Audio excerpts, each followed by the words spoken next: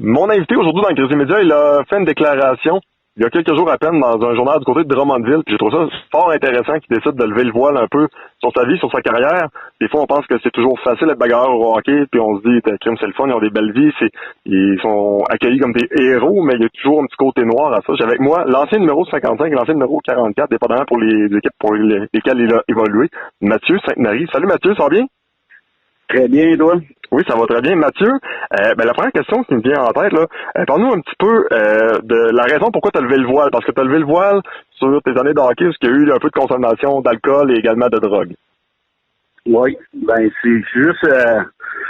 mon problème n'a pas été vraiment quand je joue au hockey. C'est détérioré plutôt les années après. Tu sais. C'est plus... je voulais en parler parce que de qu'est-ce que j'ai appris de ma thérapie puis des mouvements que je fais, qui est le AA, alcoolique anonyme ou le cocaïnomane anonyme, c'est que tu sais, faut que t'en parles.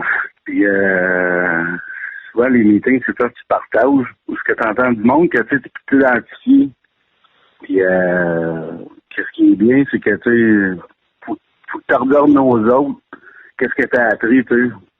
Moi, c'est venu d'une personne qui m'a fait réagir comme quoi que là, je n'avais assez, il fallait que j'arrête, tu sais. Puis je m'étais identifié à cette personne-là, puis je me dis que en parlant, si ça peut aider du monde, ma job va être ça. Ben, c'est que ta vie, elle a changé aussi avec les années, hein, parce que maintenant, t'es rendu papa, entre autres. Oui, ça change une vie, puis ma blonde est enceinte présentement aussi. Fait que ça change la vie. Ben, j'ai le goût de te féliciter pour le deuxième enfant qui s'en vient quand même, c'est une excellente nouvelle. Merci. On poursuit dans notre discussion.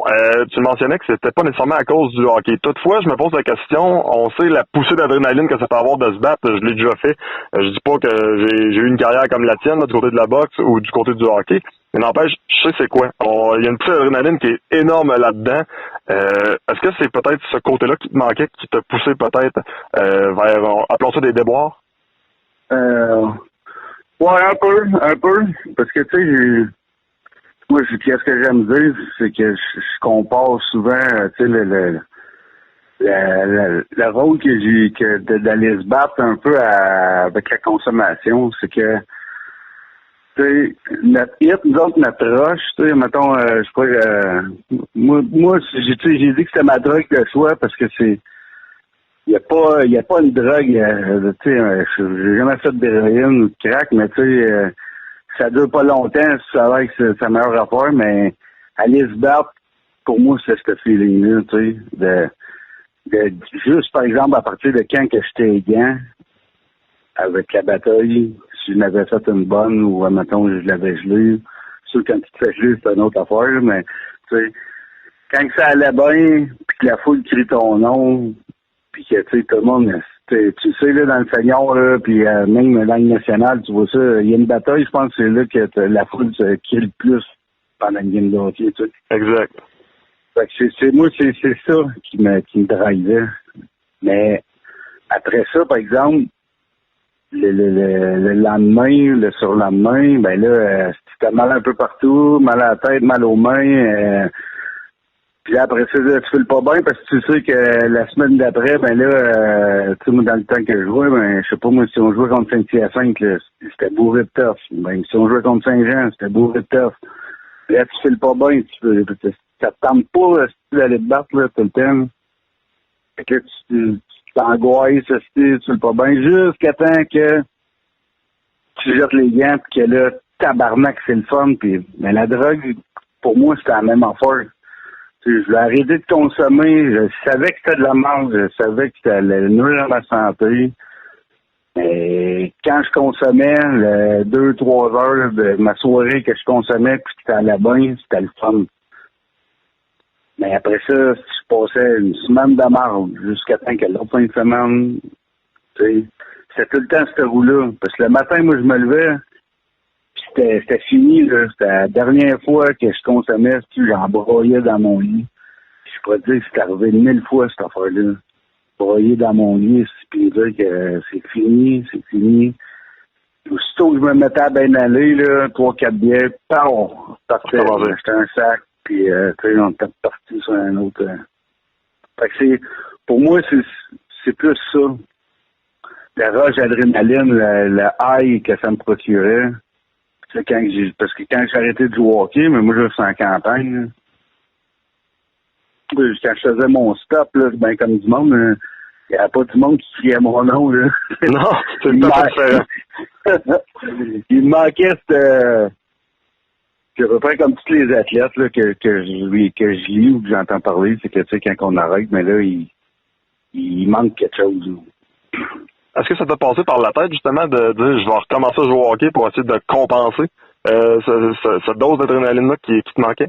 Ah, moi, j'ai été en thérapie, on a parlé du deuil, là. Tu sais, faire un deuil, parce qu'arrêter de consommer, pour certains, c'est un deuil aussi, là, parce que tu sais, quand t'as consommé toute ta vie, qu'est-ce que tu fais de tes fins de semaine, tu sais? Parce que ta vie est rodée alentour de juste ta consommation, là. Qu'est-ce que tu fais en fin de semaine? On soupe, OK, on sort, mais c'est tout le temps que la boisson, la drogue, c'était ça. T'avais un deuil à faire. Moi, en thérapie, j'ai fait mon deuil de hockey après, je pense, 100 ans, tu sais. Je l'avais pas fait parce qu'à chaque année, je savais que ma tête, elle en a eu assez. Je sais pas que j'ai des grosses séquelles de ça, mais c'est quand que je vais l'avoir. Je vais-tu prendre une chance? Puis mes épaules aussi, c'est la même chose. Je me fais opérer ma première épaule cette année au mois de janvier.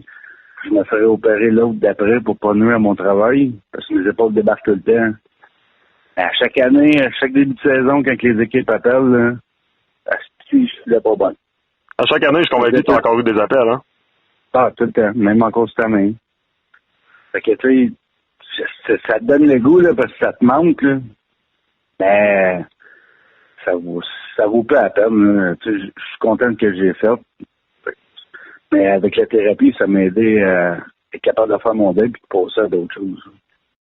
Utilisons le terme clean. T'es clean depuis combien de temps, Mathieu? J'ai pas les jours exactement parce que nous autres, là, un 24 heures, c'est une victoire, tu sais. Okay. Mais j'approche le 10 mois dans pas long. Félicitations. Ça, c'est pas de boisson, pas d'alcool, rien. J'ai le goût qu'on parle un peu des répercussions sur la famille, parce que quand on consomme, ben, veut pas. Il y a une famille en arrière de ça, il n'y a pas juste toi, il y a la famille aussi. Comment eux ont vécu ça, puis aussi, il y a des coûts financiers pour obtenir ces doses-là? Ah, c'est sûr. Je te dirais que ma blonde, c'est un ange. C'est un ange, ma blonde. Elle a pas eu facile, là, je dirais les 3 dernières années, là, mettons, avant que je rentre en thérapie. Là. Mais, tu sais, ils disent que c'est une maladie. Puis, des fois, ça prend du temps au monde à comprendre que c'est une maladie. Mais qu'est-ce qui fait que c'est une maladie, là, c'est que, tu sais, moi, je savais, là, financièrement, là, j'étais sur le bord que ça allait vraiment pas bien, là. Tu sais, j'étais en retard dans tous mes paiements, mais ça m'empêchait pas de consommer. Je savais que j'aurais peut-être pu perdre ma maison, ça m'empêchait pas de consommer. Je savais que j'aurais peut-être j'aurais peut-être pu, mais ma blonde, ça faisait longtemps qu'elle me disait que ça m'irait, puis j'arrêterais pas. Mais ça m'empêchait pas quand même de continuer. C'est pour ça que c'était une maladie, tu n'as pas le contrôle. Tu sais, tu veux pas perdre ta maison, là, tu veux pas perdre ta famille. Puis là, tu sais, tes liens avec tes parents, tu sais, mes parents, là, ils m'ont supporté là-dedans, là, au bout. Tu sais, je peux pas les remercier autant. Mes chums, mes meilleurs chums, c'était la même chose. Ils m'ont supporté, tu sais. À un moment donné, ils sont venus à bout, ils ont été écœurés, puis tu sais, ils savaient plus trop quoi faire, puis ils m'ont... C'était pas tossé, mais tu sais, il y avait rien à faire. Parce que la consommation a pris le dessus complètement. Puis tant aussi longtemps que par moi-même, je prenais pas les grandes décisions, mais je suis encore là-dedans. On essaie tout le temps l'élastique jusqu'au bout. Dans ça, si ma blonde serait partie, tu sais, si j'aurais perdu ma maison, mais j'aurais peut-être pogné un bas fond. Tu sais, nous, tant qu'on n'a pas pogné un bas fond, on change pas. Mais j'ai pogné mon bas fond avant de tout parler. Puis Chris, je sais pas, je remercie Dieu, je sais pas qui remercier, mais il était temps. des fois, la vie change beaucoup. Tu parlais, pas le cercle d'amis aussi change. La prochaine question est la suivante. Si, exemple, un de tes amis t'appelle et dit hey, on veut sortir ce soir, es-tu capable de te rendre dans un endroit où c'est trop dangereux pour toi, tu préfères rester chez vous? Comment je peux te dire ça? J'irais pas. Tu sais, je fais pas exprès d'y aller. Pour là, je sais pas que je suis fragile à aller d'un bar ou quoi que ce soit, mais j'ai plus cet intérêt-là d'aller d'un bar. OK. Tu sais, j'ai passé à d'autres choses. J'ai mon fun, là.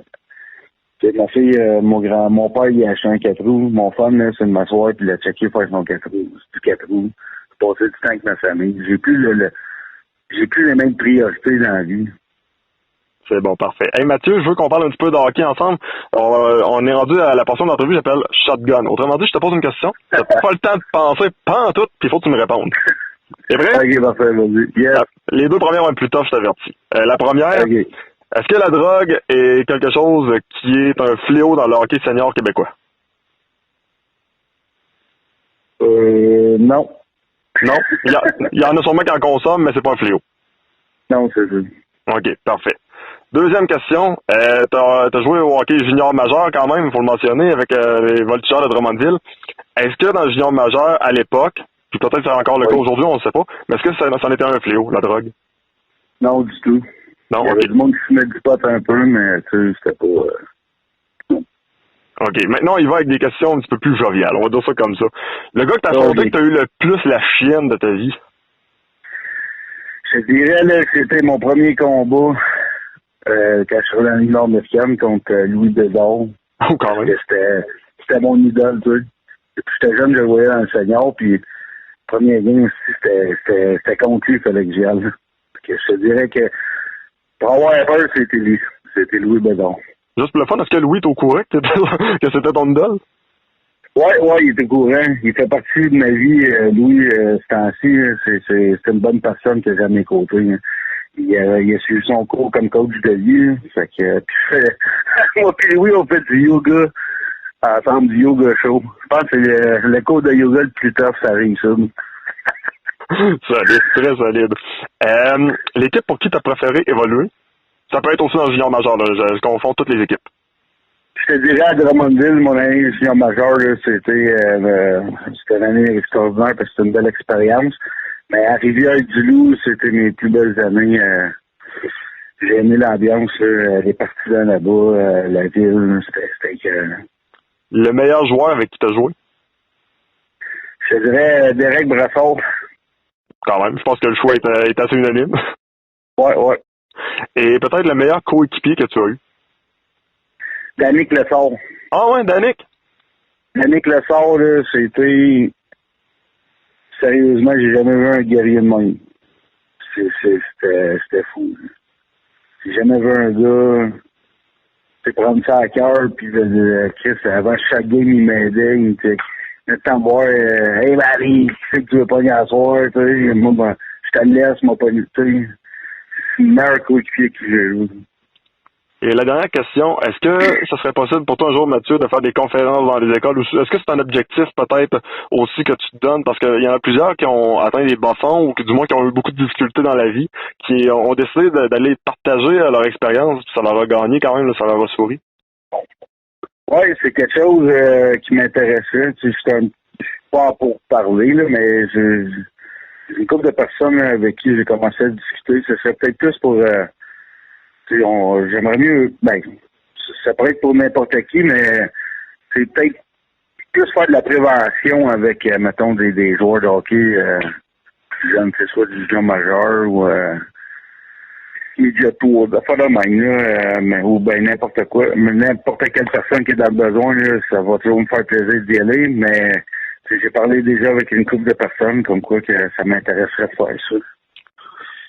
Hey Mathieu, j'ai juste le goût de te féliciter parce que, de décider quand même de sortir du garde-robe puis de lever le voile sur ça, faut le faire. De continuer à se battre à tous les jours pour vaincre ces démons, c'est une autre chose. Puis je pense que juste ça, là, tu sors déjà gagnant. C'est un peu ta Coupe Stanley. Je peux me permettre l'expression. Là. Je pense qu'on peut juste te féliciter puis vraiment se pencher et lui mettre notre chapeau bien bas parce que c'est vraiment tout à ton honneur. Merci beaucoup. Merci beaucoup. C'est ça. Ça peut aider d'autres personnes en attendant l'entrevue. Ma job va être ça. Mathieu Sainte-Marie, un gros merci. Bonne journée et félicitations encore une fois pour le deuxième petit poupon qui s'en vient. Merci.